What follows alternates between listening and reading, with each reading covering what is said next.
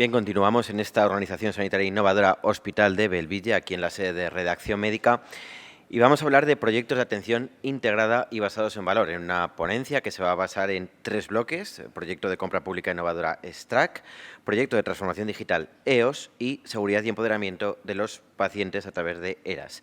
En este primer proyecto, el STRAC, que les comentaba, sus ponentes van a ser Pere Cardona, que es facultativo especialista del área de neurología, y Silvia Copetti, que es facultativa especialista del área de medicina familiar y comunitaria.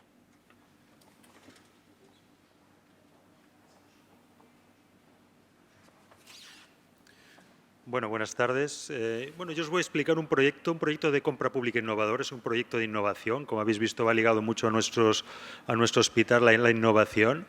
Y es un proyecto que se basa en el ictus. El ictus, sabéis que es la primera causa de discapacidad en el mundo, la primera causa de mortalidad en mujeres. 1 de cada 6 de nosotros puede tener un ictus o va a tener un ictus, y supone un coste elevado. Un ictus supone el coste de aproximadamente de unos 30.000 euros por ictus como coste directo, no contemos los indirectos. Ya desde hace tiempo, la mayoría de los hospitales terciarios, pero también hospitales comarcales, hospitales provinciales, estamos mejorando la atención del ictus. La parte prehospitalaria tiene mucho que ver dentro de lo que es la estructura de nuestras comunidades autónomas, los planes directores, de que nuestros servicios de emergencias médicas aporten o traigan a los pacientes lo antes posible al hospital. Sobre todo el escenario más óptimo es el ictus isquémico. Es un paciente que podemos hacer una serie de tratamientos de reperfusión, trombolisis, trombectomía, donde estos planes directores marcan unos metrics, unos tiempos adecuados para mirar la calidad asistencial de estos procesos. Asociado a estos tiempos de reperfusión, de recanalización, con estos tratamientos va asociado a una mejoría funcional del paciente. Es decir, la parte aguda del ictus, la parte hospitalaria, la tenemos muy estandarizada. Hay una monitorización, ya sea por estos planos directores o por calidad propia del propio hospital, de los diferentes indicadores. Hay un responsable, que es el neurólogo, pero en el momento del alta, ahí pues queda una situación que no está estandarizada. Los pacientes están monitorizados cada uno de forma individual, está su médico cabecera, su enfermera, pero el paciente, su monitorización le sigue de una forma muy particular cada uno de ellos, Aparte, los responsables, no hay un coordinador y, en principio, el abordaje no es integral. Un 40% de los pacientes que necesitan rehabilitación o no la realiza o no la inicia, un 30% no continúa con la medicación, no hay una adherencia al tratamiento, y otro tercio de los pacientes no van a visitar a su médico de cabecera, a pesar de que es nuestro consejo cuando sale de al alta del hospital. Así es una situación ideal, esta situación posalta, para plantear un proyecto de innovación, un proyecto que se basa en un abordaje integral del ictus, en el que el centro está el paciente y que hay diferentes rasgos que tenemos o diferentes acciones que tenemos que mejorar. La rehabilitación, el control y la monitorización domiciliaria de los factores de riesgo vascular lo podemos realizar, ahora Silvia nos lo explicará, dentro del proyecto. Una aplicación digital para poder seguir al paciente, la tecnología nos lo permite, no cal que vayamos con papel y que el paciente venga con la libreta, con las anotaciones de esas monitorizaciones. Podemos integrar estos datos. Y, cómo no, hemos de evaluar esta innovación, este proceso, y necesitamos unos nuevos indicadores que, como antes nos explicó Silvia, tenemos lo que es el outcome, lo que es la experiencia del paciente, lo podemos obtener. Y todo esto dentro de un ámbito que, como veis, tenemos el privilegio o la suerte de tener una gerencia que aborda 2 hospitales y tiene una atención continuada con lo que es la primaria, de manera que es muy fácil desarrollar un proyecto de este tipo. Es el momento idóneo para presentar este proyecto. Lo planteamos como licitación en compra pública innovadora. Ahí tenéis la empresa que lo consiguió, Roche, y la que ya hemos empezado y nos está ayudando. Y ahora Silvia os matiza un poco más lo que es el proyecto STRAC. Vale, gracias, Pera. Bueno, ahora, como ha comentado Pera, comentaremos un poquito los aspectos más relevantes del proyecto STRAC. El proyecto STRAC... ¿Para pasar?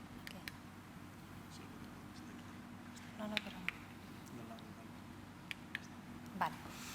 El proyecto STRAC tiene un objetivo muy claro que se ha ido repitiendo a lo largo de todas las ponencias anteriores, que es la mejora del abordaje integral del paciente que ha tenido un ictus durante el primer año de seguimiento desde el evento agudo, garantizando siempre esta continuidad asistencial tan deseada y, por otra parte, la seguridad del paciente. El proyecto STRAC es un proyecto colaborativo entre niveles asistenciales, por una parte los hospitales, Hospital de Viladecans, Hospital de Belviche, y la atención primaria del territorio de la Gerencia Metropolitana Sud. En el proyecto han colaborado muchos colectivos profesionales, neurólogos, médicos de familia, rehabilitadores, fisioterapeutas, geriatras, cardiólogos, endocrinos, trabajador social, enfermeras de primaria y enfermeras hospital y, como no, la presencia del paciente y de sus familiares. ¿Por qué? Porque desde esta visión casi 360 grados hemos podido identificar aquellas necesidades del paciente que ha sufrido un ictus y poder reconducir el proceso allá donde fuera necesario. En el centro del proceso, siempre el paciente como primer protagonista. Un paciente en el que queremos garantizar esta continuidad asistencial para poder valorar realmente el impacto que tiene en su salud y en su satisfacción general. El proyecto contempla la dispensación de algunos dispositivos para medir la glicemia, la hipertensión arterial, la frecuencia cardíaca, todo el tema del INR, es decir, estas variables que nos interesan para tener un control mucho más preciso del paciente que ha sufrido un ictus y que nosotros debemos controlar para garantizar y evitar recurrencias posteriores. Uno de los elementos muy importantes del proyecto es la solución digital. Una solución digital que nos permite registrar estos valores que va midiendo el paciente y el clínico lo puede ver de una manera muy holística, un resumen dinámico de cómo van fluctuando en el tiempo estos valores para poder introducir medidas correctoras siempre que sea necesario. El tema de la rehabilitación quizás es un elemento casi estrella en el proyecto STRAC. Como ha comentado Pera, hay muchos pacientes que desde el momento del acta tardaban cierto tiempo a iniciar la fisioterapia domiciliaria. Pues este gap, esta área de mejora, la podemos cubrir sin sustituir realmente la rehabilitación presencial con una rehabilitación telemática y remota que ya viene instaurada y prescrita en el momento que se encuentra ingresado en el hospital. Aquí ahora veremos una pequeña representación de la rehabilitación. No sé si funciona el vídeo, había un vídeo... No sale el vídeo. No sale. No sube el vídeo. Vale, perfecto. Bueno, en principio son una serie de ejercicios que pauta el médico rehabilitador y el fisioterapeuta, teniendo en cuenta siempre el nivel basal del paciente después de haber sufrido el ictus. Ajusta los niveles de movimiento y esto permite también registrar la adherencia al tratamiento rehabilitador. Esta plataforma que vierte y puede monitorizarse todos los minutos o los días en el que ha habido una correcta adherencia al tratamiento rehabilitador. Por otra parte, el paciente va siguiendo estas pautas rehabilitadoras y el nivel de dificultad y de complejidad del movimiento va evolucionando en función de las mejoras que va presentando el paciente a medida que va haciendo los ejercicios de rehabilitación. En relación a las medidas de resultados, doy la palabra al doctor Pera Cardona. Bueno, pues la medida de resultados parece algo muy sencillo, pero es un desafío, puesto que muchas veces estos indicadores a veces no los tenemos bien recogidos ya basalmente, ¿no? Y son indicadores que son muy ambiciosos, ¿no? Hay algunos que pueden ser muy sencillos, como la reducción de la recurrencia del ictus. Intentamos con este proyecto disminuir el número de reingresos, pero asociados a la patología de riesgo, en este caso el riesgo de patologías vasculares. Incrementar la rehabilitación, que supone incrementar tanto la intensidad como los días que hace rehabilitación y acortar el gap que hay entre el alta hospitalaria y el inicio de esta rehabilitación cuando se realiza de forma domiciliaria. Y reducción de las visitas innecesarias a urgencias e incrementar la adherencia a los tratamientos. Todo esto es un riesgo compartido, es decir, dentro de la licitación se estableció que la empresa que conseguía esta licitación hay una parte variable de retribución en función de estos resultados y estos indicadores. De ahí esta parte también innovadora de lo que es este contrato. Bueno, este proyecto ya hemos acabado de lo que es establecer los diferentes protocolos. Hay una co-creación de protocolos, no se ha hecho solo con los dos presentadores, se ha hecho con un grupo inmenso de profesionales, rehabilitadores, logopedas, trabajadores sociales, los médicos compañeros de primaria, donde se establecen diferentes patologías, los diferentes tiempos, los diferentes momentos, qué factores de riesgo y qué acciones hay que establecer en caso de encontrar una afectación de alguna de estas variables que se determinan. Este es el mapa, el calendario del proyecto.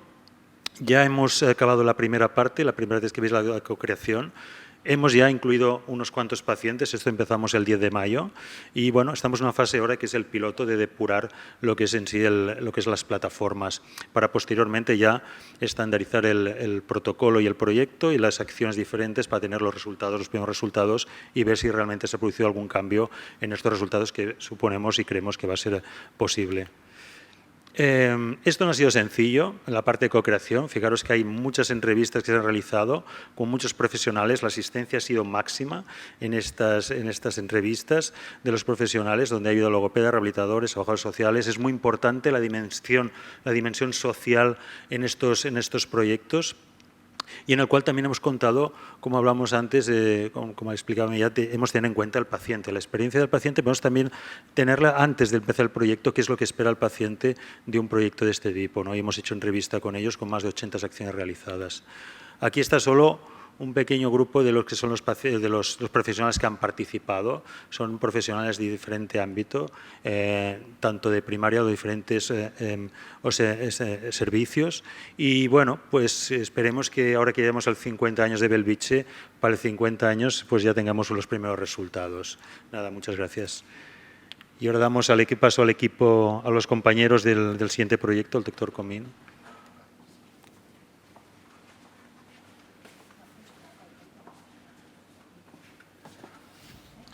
Bueno, gracias y bienvenidos otra vez para continuar con la parte más clínica y hablaros de un proyecto que es el proyecto EOS, que es un proyecto que es alrededor de la atención a la insuficiencia cardíaca con una perspectiva de transformación digital. Para hablar de ello me presento, yo soy Josep Comín Colet, ahora soy jefe de servicio de cardiología del Hospital Universitario de Bellvitge, también soy director del programa territorial de atención a la insuficiencia cardíaca comunitaria. Me acompaña Esther Calero, que es enfermera y que es una enfermera de práctica avanzada precisamente en el entorno de atención integrada en insuficiencia cardíaca. ¿Por qué hablamos de proyecto de transformación digital alrededor de la insuficiencia cardíaca?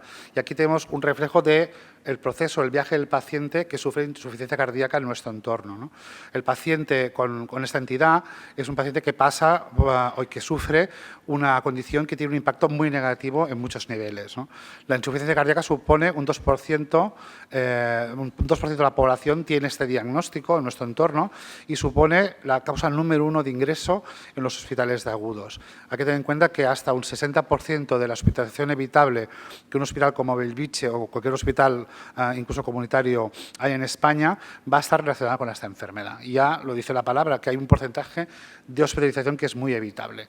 Esto tiene un impacto muy grande porque es una enfermedad que produce una gran disabilidad en los pacientes, pero también supone un elevado gasto sanitario precisamente por la hospitalización. Con datos de Cataluña, en el último año sabemos que 1 de cada 6 euros del presupuesto sanitario catalán se invirtió en el tratamiento de pacientes que al menos tenían el diagnóstico de insuficiencia cardíaca. Por tanto, la carga para el sistema, para los hospitales, para la primaria y para el paciente es notable. Y en este esquema que tenéis aquí reflejamos un poco la visión del modelo que hemos generado en nuestro territorio sobre lo que sería la atención integrada a la insuficiencia cardíaca, que nos dibuja básicamente puntos o momentos donde hay más estrés de atención en el paciente y donde la transición del cuidado entre niveles asistenciales es crítico para conseguir resultados objetivos. Esta visión de proceso de la atención al paciente lleva implícito una colaboración activa y una implicación activa de agentes de atención tanto en el ámbito de primaria como en el ámbito hospitalario, como en el ámbito también sociosanitario y dentro del hospitalario también una atención estructurada alrededor de unidades funcionales de atención a la insuficiencia cardíaca. De alguna manera, esta transformación es fundamental y nos asegura mejorías de resultados para el paciente y para el sistema.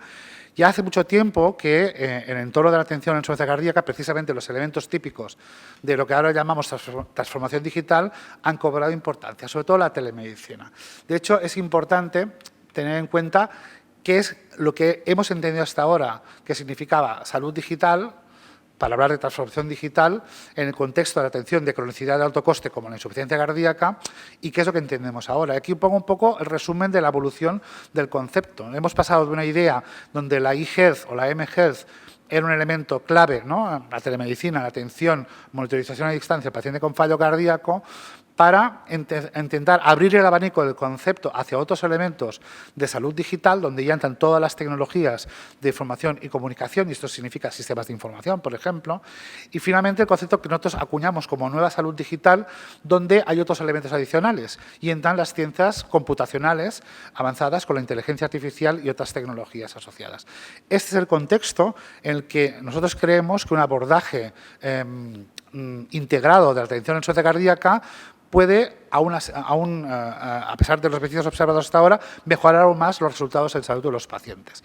De ahí nace la necesidad de crear este proyecto, que es un proyecto que nace de un proyecto de transformación territorial de la atención a la insuficiencia cardíaca que se origina en 2017 en la Gerencia Territorial Metropolitana Sur, donde a través de un trabajo colaborativo con una gobernanza que incluye todos los elementos del territorio implicados en la atención a la insuficiencia cardíaca y con la participación activa de los profesionales y líderes clínicos, una transformación real de la atención a los pacientes, entendiendo que la capa digital añadida a ese elemento de transformación va a suponer una mejora de eficiencia.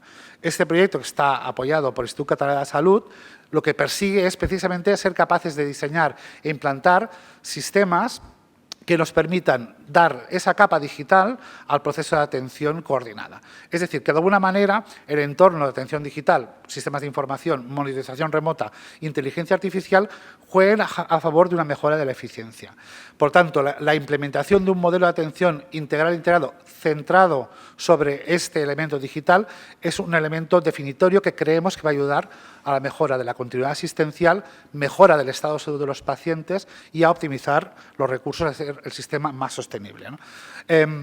Este proyecto tiene dos elementos clave. Por una parte, hay unos ejes de actuación muy claros y luego unas acciones transformadoras que se han realizado en los últimos 4 o 5 años, ¿no? En primer lugar, los ejes de actuación del proyecto EOS incluyen una primera capa de transformación, es decir, nuestro sistema necesita primero reorganizar la atención para hacerla más eficiente, tener en cuenta al paciente, trabajar coordinadamente entre niveles asistenciales, y esa transformación es necesidad sine qua non para hacer el siguiente paso, que es la implementación de la solución digital. El segundo elemento que nosotros hemos incluido desde el principio, como forma parte de la política de los proyectos de innovación de la Gerencia Territorial Metropolitana Sur, es la evaluación. En nuestro caso, hay una evaluación que tiene muchas dimensiones, pero una muy importante es una evaluación basada en metodología de servicios sanitarios y resultados en salud. Por lo tanto, sacando ventaja del potencial de las grandes bases de datos poblacionales, territoriales, en este caso de insuficiencia cardíaca. Y finalmente, es el diseño de una solución que tenga una clara vocación de escalabilidad sistémica. Es decir, no hacemos una solución que no sea implementable a todos los elementos. ¿Cuáles son las acciones transformadoras? Pues siguiendo el hilo de lo que comentábamos en otras charlas anteriores, primero, tener una visión de aplicación de innovaciones basada en el pensamiento creativo. Esa fase de empatización, definición, diseño, implementación y reevaluación que son cruciales para conseguir intervenciones de éxito. Y aquí tenéis los 7 elementos claves que han supuesto la transformación del proceso.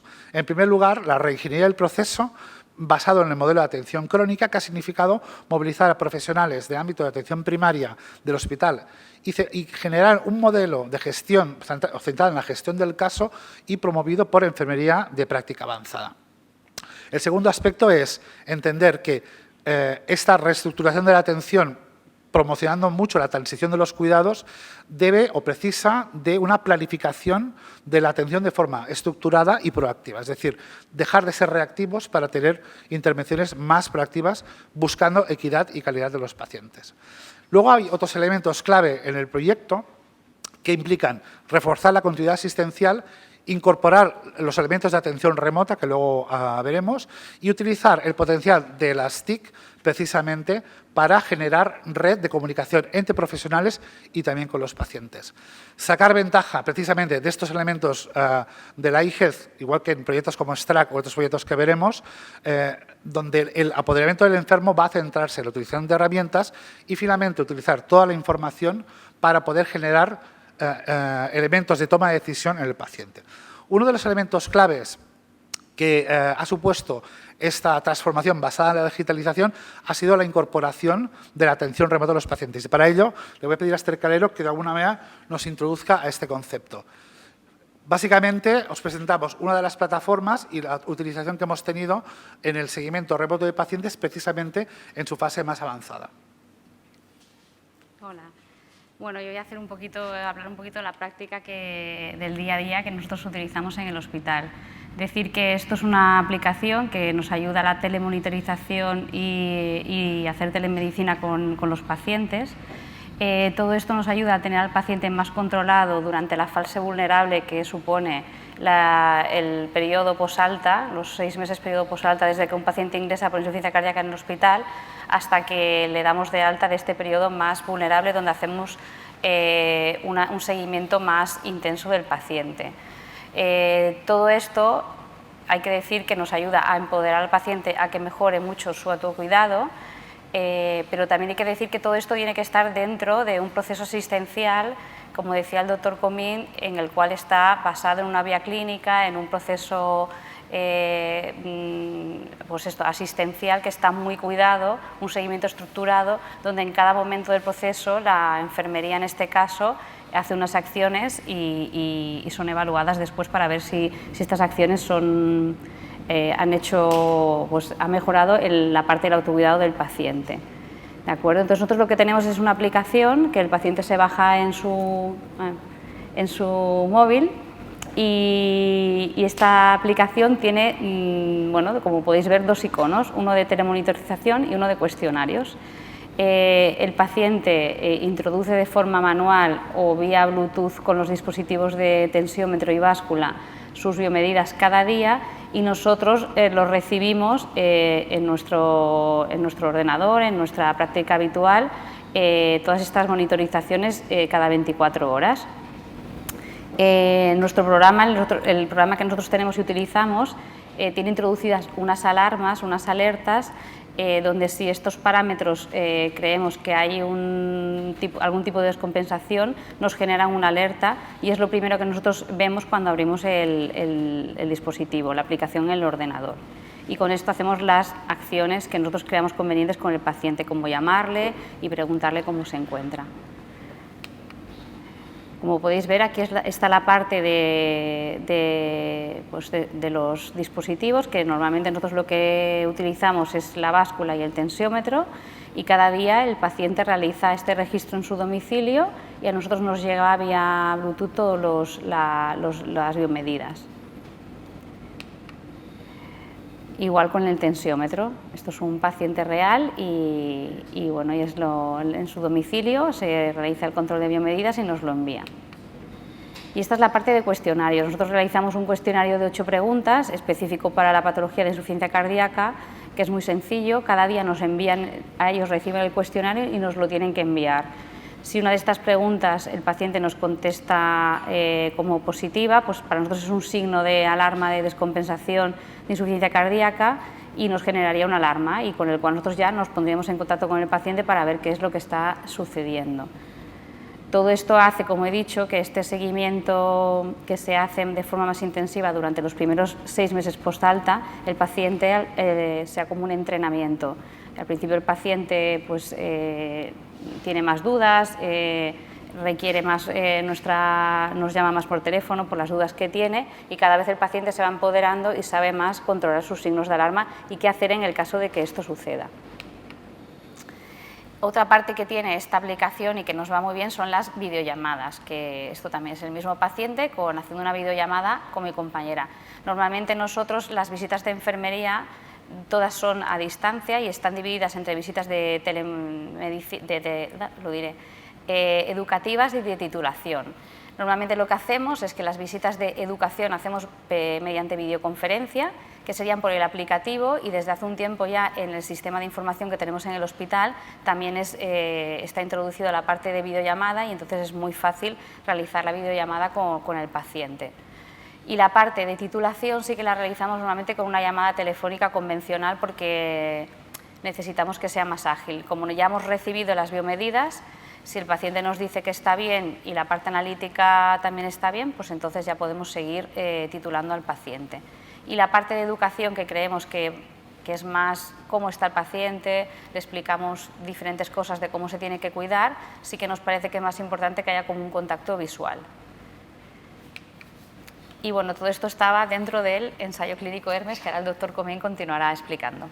Muchas gracias, Esther. Al final uno de los objetivos es desarrollar innovaciones, pero evaluarlos para ver su eficacia. Precisamente, en paralelo al proyecto de innovación, hemos desarrollado un ensayo clínico multicéntrico español, que de hecho ya hemos completado el reclutamiento, donde precisamente evaluamos la eficacia de añadir este tipo de plataformas en lo que sería un contexto de sanitario español, porque hay evidencias en otros entornos sanitarios. Nosotros tenemos un entorno sanitario con una gran potencia de atención integrada y particularmente en nuestro territorio. Precisamente el estudio ha reclutado más de 500 pacientes. Vamos a tener respuestas en endpoints duros utilizando precisamente esta plataforma, lo cual nos ayudará también al escalado sistémico, no solo en el entorno sanitario catalán, sino en el resto del Estado español. Y el último elemento a destacar del proceso de despliegue del proyecto EOS es precisamente la parte de inteligencia artificial.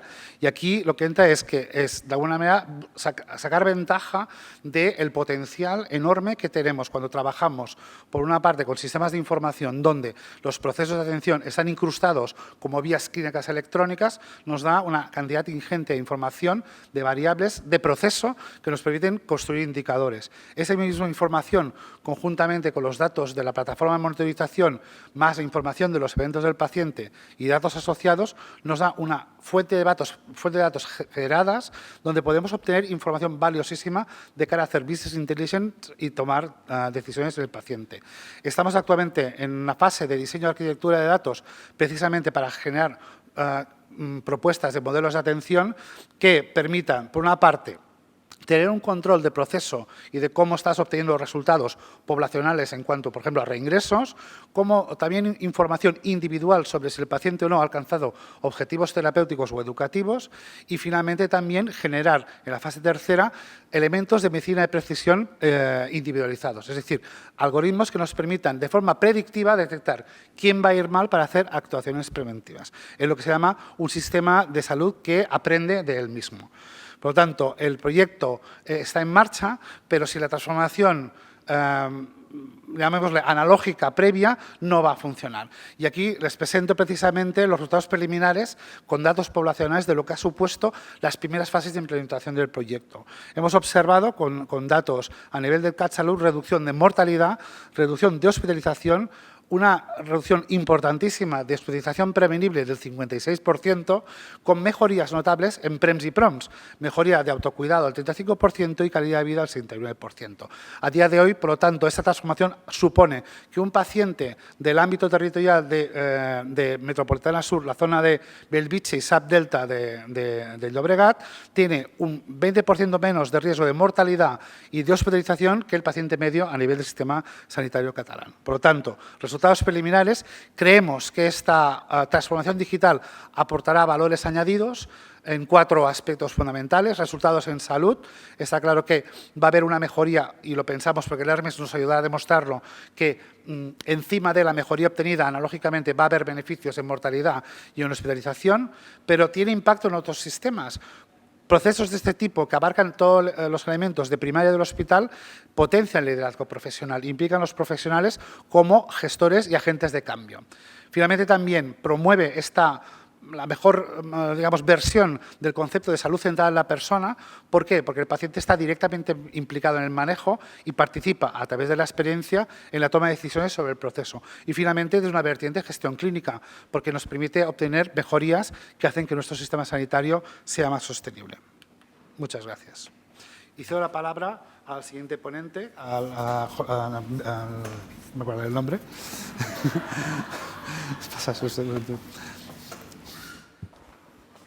Bueno, muchas gracias, doctor Comín y equipo. Después de la espectacular intervención de mis compañeros de la sección del programa, vamos a cerrar esta mesa hablando de los programas ERAS y del modelo de implementación en nuestro hospital. Yo soy José Jerez, coordinador de programas de recuperación intensificado, de programas ERAS en sus siglas en inglés, y voy a intentar hacer un breve resumen en 15 minutos de la gran magnitud que estos programas conllevan. Para empezar, una breve introducción de lo que es el concepto de los programas, que básicamente se basan en la recuperación intensificada o rehabilitación multimodal, o también conocidos por programas ERAS en sus siglas en inglés. que tienen como objetivo principal reducir el estrés quirúrgico, tanto emocional como celular, de cualquier paciente que se va a someter a una cirugía programada, aunque relativamente reciente está surgiendo literatura que habla de la cirugía urgente también, y así conseguir una recuperación posoperatoria precoz y, como consecuencia, conllevar una reducción de esta estancia media en el hospital, asociando también, a su vez, una reducción de los costes y de las tasas de moro y mortalidad. Estos programas, que se basan en la mayor evidencia posible de nivel 1A, tratan de abarcar todo el proceso perioperatorio desde un mes antes de la intervención hasta el preoperatorio inmediato, pasando por el intra y el posoperatorio del paciente. Nacieron en los años 90 en el norte de Europa y han ido bajando hacia el territorio nacional, cogiendo mayor envergadura en los últimos años.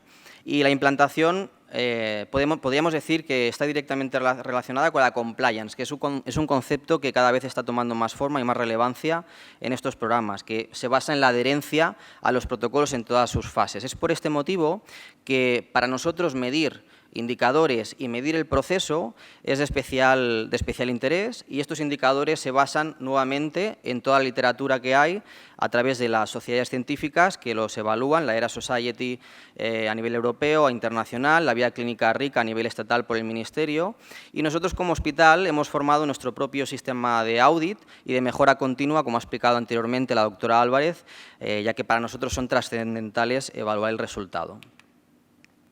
Podríamos dar un par de pinceladas entre toda la literatura contundente que hay al respecto, pero bueno, recientemente tenemos dos artículos especialmente interesantes. Este sería el primero, en el que habla de un estudio multicéntrico en 21 países a nivel europeo, 185 centros distintos, un total de casi 3.000 pacientes adultos, en el que podemos ver que aquellos centros que se autodeclaran centros que promueven los programas ERAS, pero sin medir estos indicadores de proceso y resultado, los indicadores no son tales, ¿no? Yo puedo decir que hago ERAS, pero no lo mido, con lo cual no tengo los resultados esperados. En cambio, una mayor adherencia de esta compliance que hemos comentado al principio de los programas ERAS está asociada significativamente en aquellos centros que sí que la miden, con esta reducción que comentábamos antes de las complicaciones posoperatorias, el riesgo moderado o severo de complicaciones, de la reducción de estancia y, obviamente, la mortalidad a 30 días. Por otro lado, también otro artículo reciente que asocia directamente como factor independiente de una mayor supervivencia a la cirugía por cáncer. Recordemos que nosotros somos un hospital muy quirúrgico, que operamos un volumen muy importante de cirugía por cáncer, y es un factor independiente, es decir, aquellos pacientes que son sometidos a programas ERAS, podríamos decir que tienen un factor independiente de mayor supervivencia a 3 años en estos casos.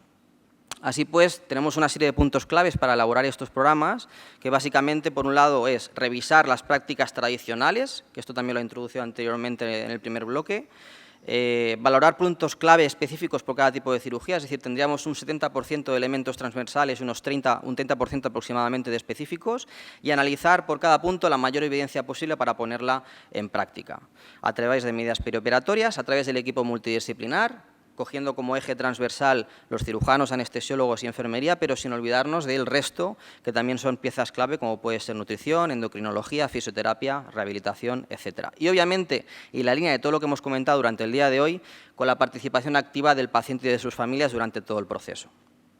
Hay elementos rompedores de la tradición, como podéis ver en el gráfico de la izquierda, como puede ser el ayuno corto.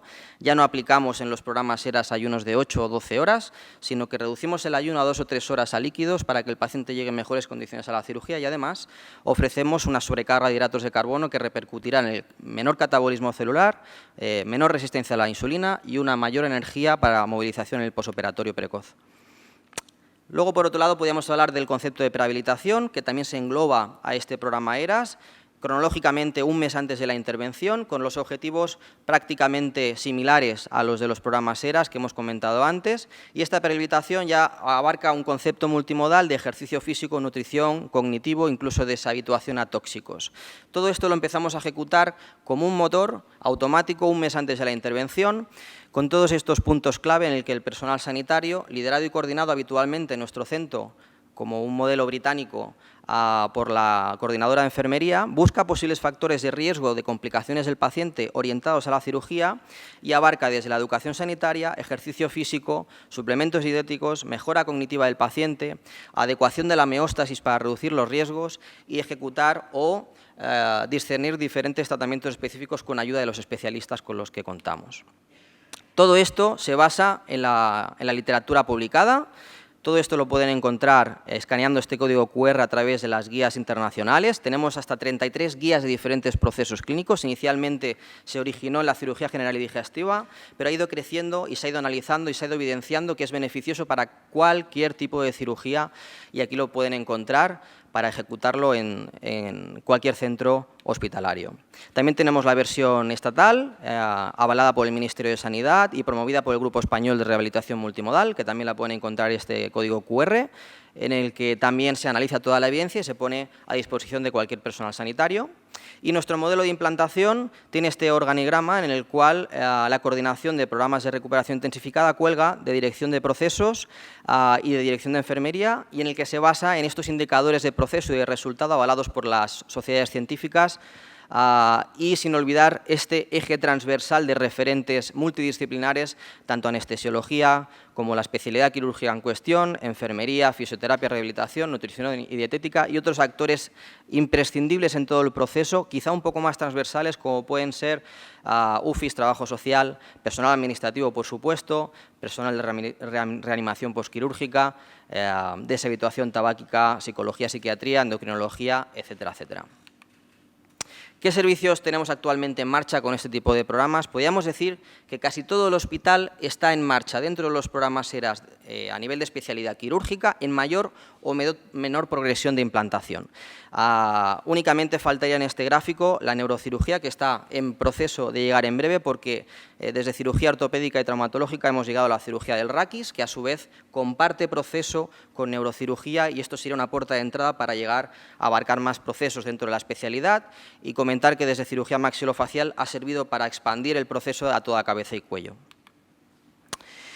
Tenemos un audit mensual en el que recibimos un cuadro de mando, en el que podemos evaluar cada fase del proceso perioperatorio, cómo de bien o cómo de mal está yendo, para poder enfocar el esfuerzo de los profesionales en mejorar los resultados hacia el paciente, tanto en proceso como en resultado, tanto en reingresos como en estancia media, y poder así equilibrar un poco los esfuerzos. Y esto sirve para dar también feedback, tanto a los profesionales como a los pacientes. Y esto es un sistema de audit mensual que ha creado nuestro hospital de forma propia, cogiendo como base los indicadores que os hemos comentado anteriormente. Lo graficamos y podemos actuar directamente en aquellos puntos de mejora.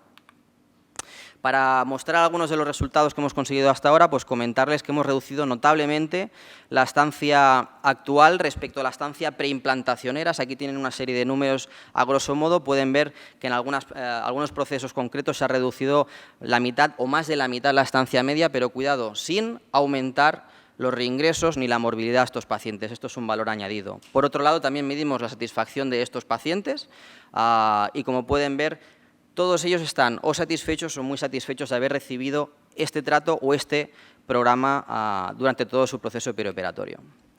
Para más detalles, comentarles que el pasado mes de diciembre celebramos la primera jornada de ERAS en nuestro hospital, en el que en estos códigos QR pueden entrar y visualizar toda la grabación de todas las jornadas para evaluar en detalle las facilidades o las dificultades que nos hemos encontrado en cada uno de los procesos a la hora de implantar, que les pueden servir en todos los centros sanitarios a nivel estatal como ejemplo, o para evaluar también en qué fase de progreso está cada uno de los programas.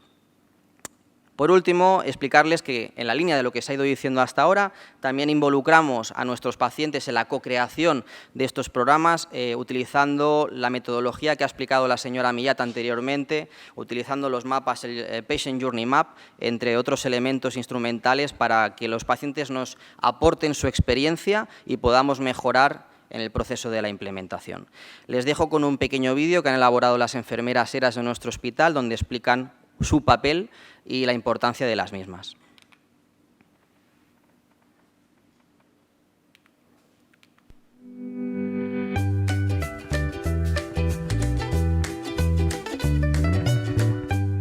Muchas muchos pacientes incluidos en programa ERAS presentan anemia ferropénica, debido muchas veces a sus procesos oncológicos.